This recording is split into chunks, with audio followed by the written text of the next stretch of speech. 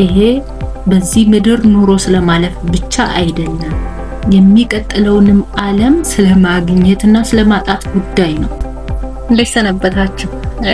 ዛሬ የሆነ መጽሐፍ እያነበብኩ ነበርና በእርግጥ መጽሐፉን አልጨረስኩትም። ትንሿ ቤተክርስቲያን የሚል ስለ ኦርቶዶክሳዊ ጋብቻ ቤተሰብና የህፃናት አስተዳደግ በሚል ርዕስ የወጣ ገብረ እግዚአብሔር ኪዴ የጻፈው መጽሐፍ ነው። ይሄ ፓርቶችን ያነበብኩት ግን አልጨረስኩትም። ግን በመሃል እንደዚህ የሚል ንባብ አገኘሁ። የባልና የሚስት ፍቅርን ያህል ማህበረሰብን የሚያዋህድ ምንም የለም። በባልና በሚስት መካከል ፍቅር፣ ስምምነት ሲኖር ልጆች መልካም ሆነው ያድጋሉ። አጠቃላይ ቤተሰቡ በስርዓት ይጠበቃል። ጎረቤቶች፣ ጓደኞችና ዘመዶችም የዚህ መዓዛ ተቋዳሾች ይሆናሉ። ስለዚህ ከባልና ከሚስት ፍቅር ቤተሰቦችና ሀገራት የሚያገኙት በቁየት ወይንም ጥቅም እንደማለት ነው እጅግ ብዙ ነው የሚል ቅዱስ ዮሐንስ አፈወርቅ የኤፌሶን መልእክትን ወይም ደግሞ የቅዱስ ጳውሎስ ወደ ኤፌሶን ሰዎች ከላከው መልእክት ላይ የተረጎመበት እንትን ውስጥ የተገኘ ጽሑፍ ነው ይሄና ይሄንን ጽሑፍ ሳነብ ሌላ ነገር ትዝ ስላለኝ ያንን ልነግራችን የመጣሁት ስለ ትዳር በትክክል ትምህርት፣ ስለ ዓላማው፣ ስለ መሰረታዊነቱ በትክክል ትምህርት አልተሰጠም ብለው ከሚያስቡ ሰዎች መካከል ነኝ፣ ወይም ደግሞ እንደዛ አምናለሁ እኔ። ምክንያቱም እዚህ ዓለም ላይ ስንኖር ለመኖራችን መሰረቱ ትዳር ነው። ትዳር ይዘን ነው የምንኖረው፣ ወይ ደግሞ ህይወታችን በዛ መንገድ ለሚመራ ሰዎች ነው ይሄ ዓለም የተሰጠው። ይሄኛው ሰባ ዓለም ተብሎ የገዳማቱን የመነኮሳትን ምናምን አይደለም እኔ እሱ ውስጥ ስላልሆንኩ እና ጥቅሙ በትክክል ልክኛ ከላይ እንደተማርነው ስለ መረዳዳት፣ ልጆች ስለመውለድ እንደዛ አይደለም። መጽሐፍ ቅዱስም የተነገረው ስለ ዝሙት ምክንያት ኃጢአትን እንዳንሰራ በኃጢአት እንዳንጠፋ የምንጠበቅበት ሆኖ ነው ትዳር የተፈቀደልን ወይም የተሰጠን። ያ ማለት ትዳር የጽድቅ መንገድ ነው ማለት ነው። ለመጽደቅ ነው የምናገባው፣ ወይ ለመረዳዳት ወይ ልጆች ለመውለድ ምናምን አይደለም። የመጀመሪያው ዓላማው ለመጽደቅ ነውና ይሄንን ሳውቅ በነገራችሁ ላይ ለትዳር ያለኝን አመለካከት ኮምፕሊትሊ የቀየረው እና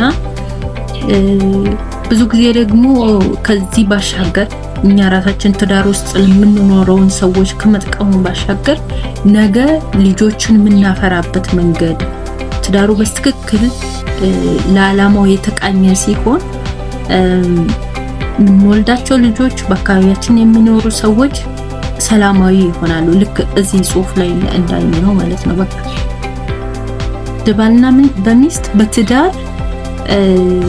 ማህበረሰብ ይቃኛል። ልጆች በትክክል ያድጋሉ። ልጆች ነገ ሀገርን የሚቀበሉ ልጆች ናቸው። ሀገርን የሚመሩ ልጆች ናቸው። ሃይማኖትን የሚጠብቁ ልጆች ናቸው። ለዚህ ደግሞ በትክክል ትዳሩ መጠበቅ አለበት። ብዙ ጊዜ እንደውም ሚዲያ ላይ ያለው ባል ለሚስቱ ማድረግ ስላለበት ነገር፣ ሚስት ለባሏ ማድረግ ስላለበት ነገር እያንዳንዳችን ጎራ ይዘን እንነጋገራለን። ግን ትዳር ስለመዋሃድ፣ አንድ ስለመሆን፣ አንዱ ለብቻው ስለብቻው ፍላጎት ማሰብ የሚቀርበት መድረክ እንደሆነ ብናውስ፣ ሚስት ለኔ አልተደረገልኝም ባልም እንደዚህ አልተደረገልኝም በሚል ጭቅጭቅ ውስጥ የሚያልፍ አይደለም። በዛ ትርጉም አይደለም መሆን ያለበት። ትዳር ማለት ስለመዋሃድ ነው።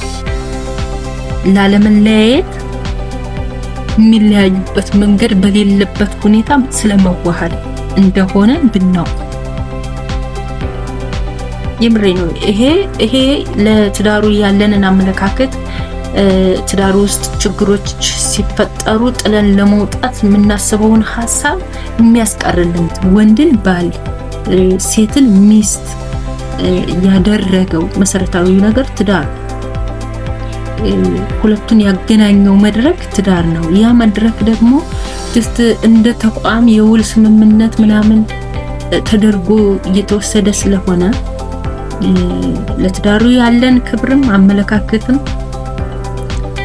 በጣም እየተበላሸ ስለሆነ ሁልጊዜ አስባለሁ ስለ ትዳር ትምህርት ቢሰጥ በቃ ከዚህ ያለፈ ለዛኛው ዓለም ለምንጠብቀው ዓለም በሃይማኖት ለምንጠብቀው ዓለም መንገድ የሆነ እንደሆነ ሊገባን ይገባል ነው። ምክንያቱም እዚህ ዓለም ላይ ዘላለም የሚኖር የለም። በሚቀጥለው ደግሞ የፍዳ ህይወት መኖር የሚፈልግም የለም። ስለዚህ መንገዱን ያስተካክላል ማለት ነውና ስለ ትዳር ጥቅሙ፣ ፈተናዎቹ፣ ዓላማዎቹ በስትክክል ትምህርት መስጠት አለበት። ምክንያቱም ይሄ አንድ የህይወት መንገድ ነው። አሁን እያያችሁት እንደሆነው ትውልዱ ትዳርን እየፈራ ከአብሮነት ይልቅ ብቸኝነት እያጠቃው እንደዚህ እየሄደ ያለበት ሁኔታ ስለሆነ ይሄንን ደግሞ በትምህርት የሚስተካከል በትምህርት የሚስተካከል ነው። ከዚህ በተጨማሪ በህይወት ትዳርን በህይወት የኖራችሁ ሰዎች አቅቷችሁ የወጣችሁ ሰዎች አይደላችሁም። በህይወት እስከ መጨረሻው ድረስ የኖራችሁት ቢያንስ በጣም በቂ የሚባል ትምህርት ልትሰጡ የሚያስችላችሁ ሙሉ የህይወት ትምህርቶችን እስክታገኙበት ድረስ የኖራችሁ ሰዎች እባካችሁ ልምዳችሁን አካፍሉ።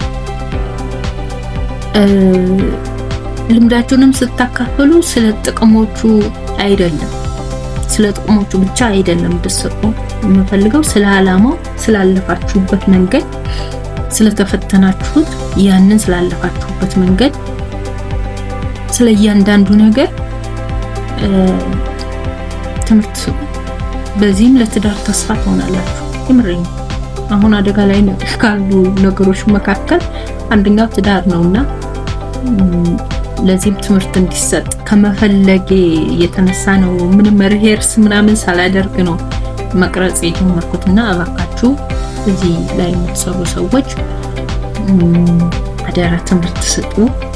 ምክንያቱም አሁን አድሬስ የምናደርገው ሚዲያ ላይ ነው። ስለዚህ ሚዲያ ላይ ነው ያንን ትምህርት ስጡልን።